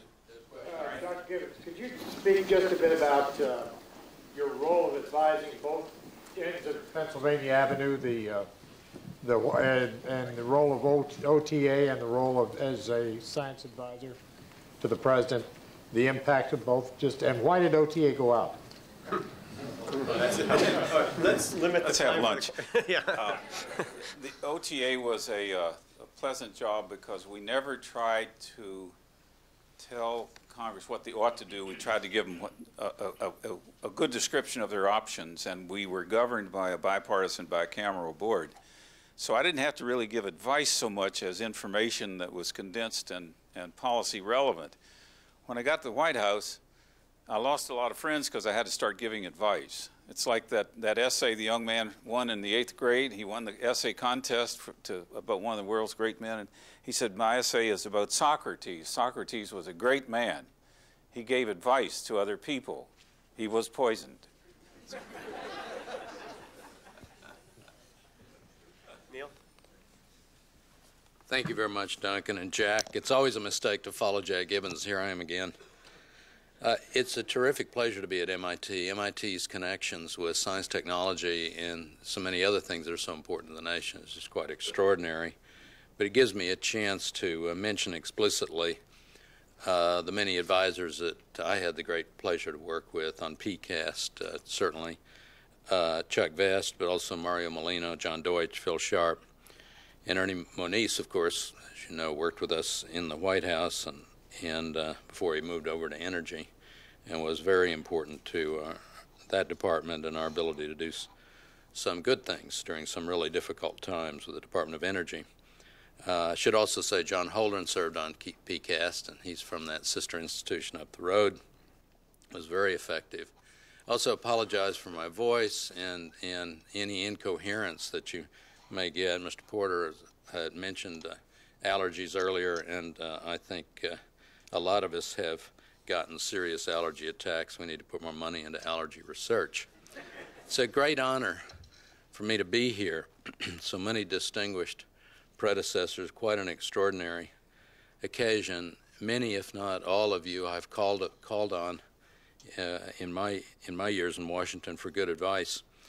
I'm especially indebted to Jack Gibbons because he was my predecessor in the White House, and he had an important role in bringing me to Washington, to the NSF job, and bringing me over to the White House, and I'm grateful for that. He gave me lots of good advice, as did Bill Golden. Bill Golden, when I asked about how you work in the White House, he said, "Well, Neal, you remember when you were a little boy," he always says that, "remember when you were a little boy, you did this experiment with a microscope and the slide and the paramecium and the India ink, and the paramecium would come up and then back off and then go over here and then back off and then finally would make it wherever he or she, I don't know about paramecium, were going."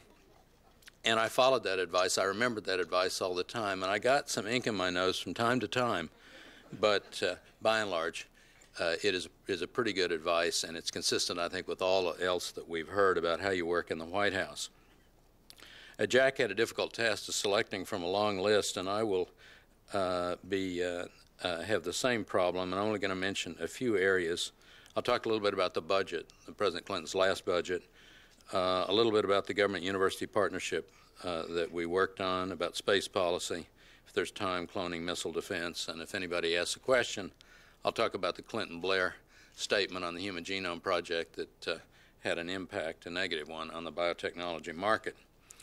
It's one of those surprises. It's one of those things you would like to have done a little better, but it was an important statement nonetheless.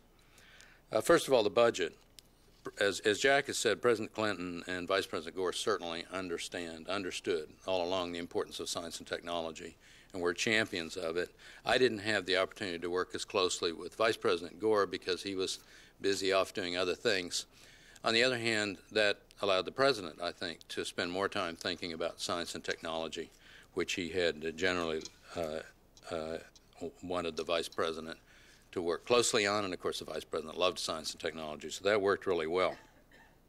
But the President's last budget was unprecedented in many ways.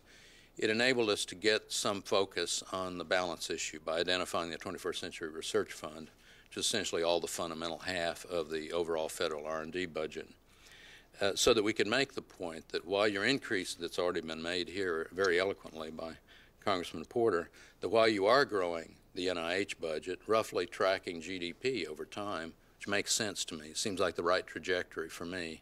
You also need to build up the chemistry and the physics and the math, the computer science, the engineering fields, so important. And you do that through funding the National Science Foundation, the science programs in Department of Energy, Defense, NASA, and the other agencies. So we worked hard on that, and this budget gave us a chance to bring forward fairly significant increases in all of those important research programs.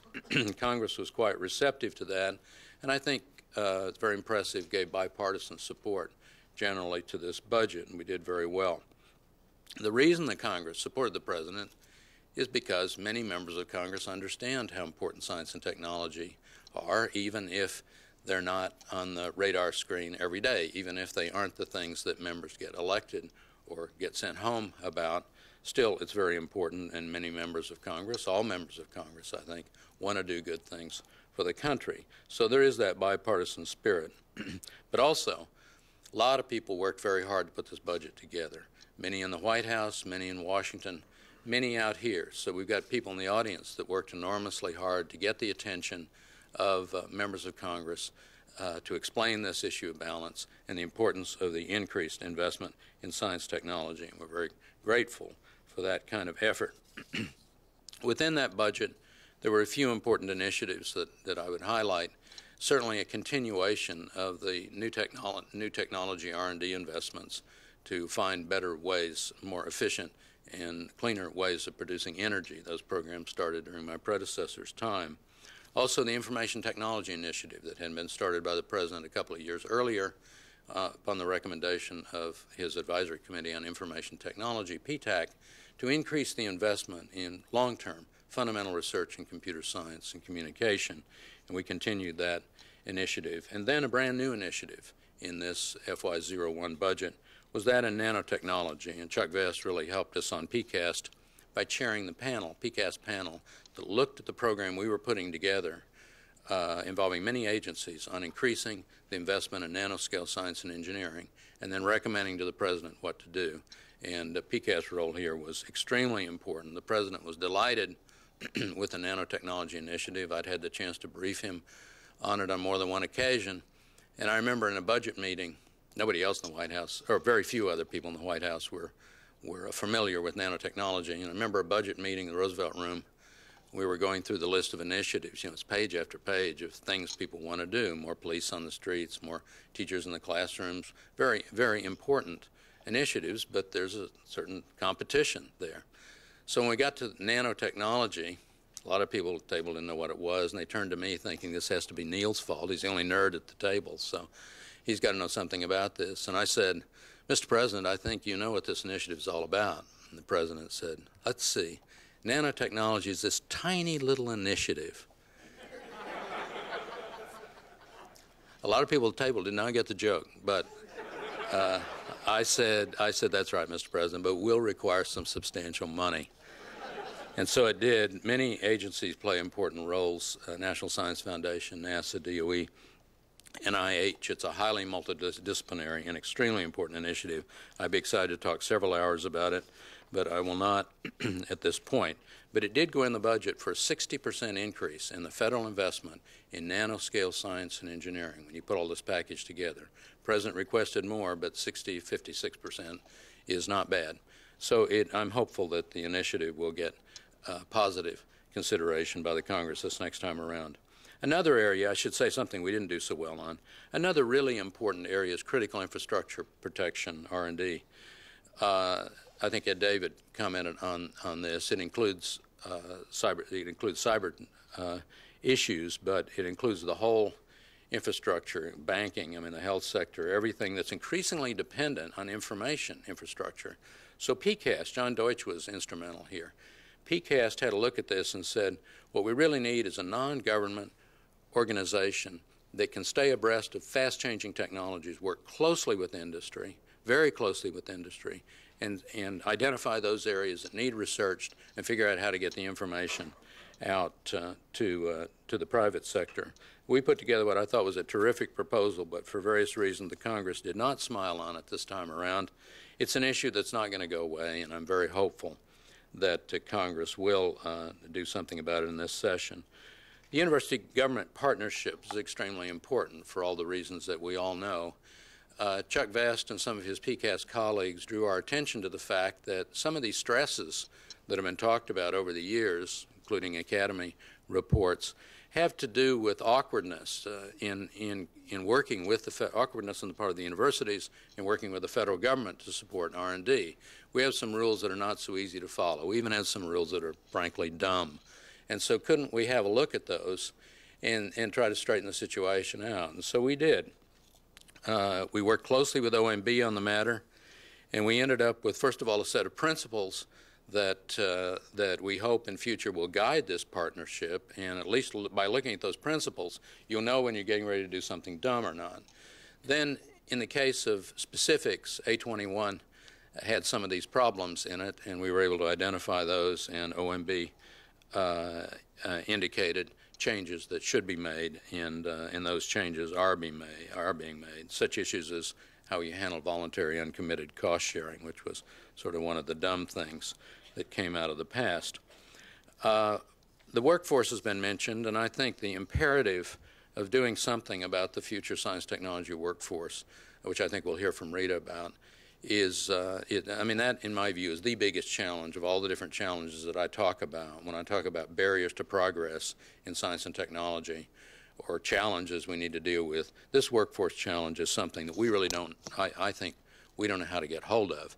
And the numbers are scary, the demographic shifts are fairly rapid, and we simply don't know what to do. So we've got to get at it.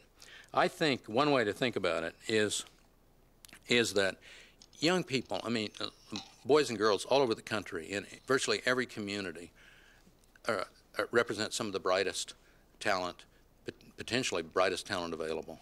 It's there. We just have to get to it. Also, young people are very curious early on. That's why we really like science until we get to school. And then we suddenly don't like science anymore because the idea of inquiry somehow got lost in the classroom. Well, it's not lost to agency like NSF and to many quite exciting efforts in education underway. Also, inquiry is what research is all about. It's what excited us and got so many of us into research careers. So, you know, it doesn't make sense. That's really the way to learn science, and shouldn't we be able to expose more young people to science? I think, I at least believe that that is the case. The other thing I would say is that some young people are turned on just by the excitement of intellectual discovery, just the thought. They're curious, they want to learn more, and yeah, they're a little nerdy sometimes. Other young people are excited about the thought that they would change the world. They want something to happen to solve some of these major problems of the world, and they'd like to have a career that does that. And they look at science and engineering and they say, what's the point? Because they don't understand that science, engineering, and technology changes the world. We've got to help them understand what's the point. Nobody else can do that but the science and technology community. I'm sorry that was a little bit of a preaching, but I believe it deeply and will continue to talk about the concept of the citizen scientist. I think it is extremely important for us to think about as a new area of our responsibility. I will skip space policy except to say it was a big issue. We're proud that we were able to get the space station up off the drawing board and actually up there, and it's working, continuously occupied. I'd like to go up, but I don't have $20 million, okay, so that my wife will let me spend, you know, for that particular endeavor. It also is an example of a wonderful partnership that was difficult, has been difficult with Russia, because Russia has gone through such hard transitional problems in the economy and just in society in general. But it worked. It was very important to include the Russians as a partner. They brought technology and knowledge to the table. They brought Mir, which gave us experience for our astronauts we never would have had otherwise. So with all of its wrinkles and warts, it was a very important partnership, and we're very happy about it. We've had some failures with our Mars program. The faster, better, cheaper didn't work as well as we hoped with the Mars investments, but those failures still pale by comparison with the giant failure in 1993 of essentially the whole Mars program. And this is a better way. As Dan Golan himself has said, we need to do it better, and we agree, and we were the White House oversight of the investigation of what went wrong with the Mars failures and the new plan to go forward. OSTP was very involved in the political arena. When Dolly was announced, it was clear, since we have no law on cloning of anybody, people or animals, that something needed to be done. The President turned to Harold Shapiro and NBAC, the National Bioethics Advisory Committee, for advice. They provided advice very quickly, and the President issued an executive order that banned the cloning of a human being. As you know, that's, I think, the only thing on the table right now in the way of law. But Congress is looking at a number of steps. Then right on the heels of that came the stem cell breakthroughs, use of the research on embryonic stem cells that showed that you really could multiply these cells and develop whole lines. And so again, we turned to NBAC for its advice, and the President ultimately determined that it was okay for NIH, based on its legal opinion, to go forward to support research on existing embryonic stem cell lines, but not to derive stem cells from embryos. Again, there are people on the Hill thinking about clamping down on that, preventing NIH from doing that research. I think that's not a good idea. I believe the scientific issues, coupled with the enormous promise that this has for human health, and finally, the ethical considerations that NBAC gave this, suggest that this really ought to go forward. Well, there's lots more I could say. We were involved in national missile defense. We were quiet outside, but we were not quiet inside. I know that our voice was heard on that matter as the President made his decisions. Genetically modified organisms were very much around in my time because of what went on in UK in particular, and then throughout Europe. People all over the world are scared about genetically modified organisms, but less so in this country, and I think that's because of the confidence that they have in our ability to protect our food for our people and our environment. But this issue has not gone away, not going to go away. There'll be much more to do here, and there'll be many more issues that challenge our public's values, attitudes, experiences. There'll be many more places in which science and technology is going to come into potential conflict with what people care deeply about. And the technology is moving awfully fast. So a body like the National Bioethics Advisory Committee is very important, and consideration of more research activities and more sensitivity to ethical issues in science and technology also, I think, must be an important criterion in the future for how we go about putting our programs together. One more thing I'll just say. All I really did was to come in after Jack. Jack put together an extraordinary Office of Science Technology Policy, built a high level of credibility, hired terrific people like Carrie Ann and Duncan and Jeff Smith, who was our exec, who was really our, it's hard to describe what Jeff does and keep him out of jail. He's the guy who understands how the West Wing works. He understands what campaign people do. He knows how Congress works, and I just can't say enough good about his contributions. But he's representative of the quality that Jack put together in OSTP. My job is to come in and try not to mess it up, and with a few exceptions, I think I succeeded. Thank you very much.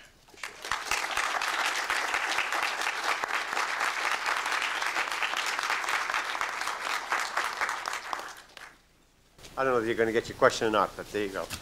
Okay. OSTP is somewhat limited by resources in its ability to commission analysis. I mean, the budget, as we heard, has not been growing. There is this new RAND, or not relatively new RAND supportability. You can commission things from executive branch agencies, but then you tend to get them through the filter of that agency. Is this a serious problem? And if so, is there anything to be done about it? I think it is a problem. OSTP, first of all, is not small. It has about 60 people if you include people on loan from agencies like NSF and NASA and so on. So from the perspective of some of these other councils, it looks like a pretty big office. And so that's just sort of an internal problem of how do you go about getting the budget up. But of course, the RAND activities should be funded through OSTP in my view. It's very hard. I saw it from NSF's point of view. So I sat over at NSF and I thought, what's going on? I mean, how do I evaluate this given NSF's responsibilities? So it doesn't make any sense. It ought to be funded by OSTP. The other thing is that there's very little funding for PCAS activities. A lot of what PCAS did, that's why they're such champions. Well, there are a lot of reasons they're champions, but they did many of these things on their own hook. Institutional support, company support, maybe even Xeroxing out of their own pockets. We shouldn't be having to do that. And so resources are very limited. Last thing I would say is expectations are just going up. Science and technology is so much a part of everything else going on in the national agenda that to expect that that's just going to be done better and better and better, being stretched as thinly as we are, is I think, a mistaken impression. So I believe the resources are a problem.